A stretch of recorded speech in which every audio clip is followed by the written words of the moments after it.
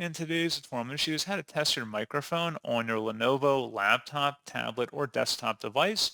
So this should hopefully be a pretty straightforward process here, guys. And without further ado, let's go ahead and jump straight into it. So all you have to do is open up the search menu, and you want to type in settings. Best result, you come back with settings. Go ahead and open that up. Select the system tile on this page. And then on the left side, select sound. And over on the right side, you want to go down to your input versus choose your input device. Click the drop down and select your microphone from the list, and then you should be able to test your microphone down here. You can go about selecting device properties and turn up or down the volume. If it's currently disabled, you can enable just by unchecking that box. And that's pretty much it, guys. Again, you should be able to see or test your microphone here.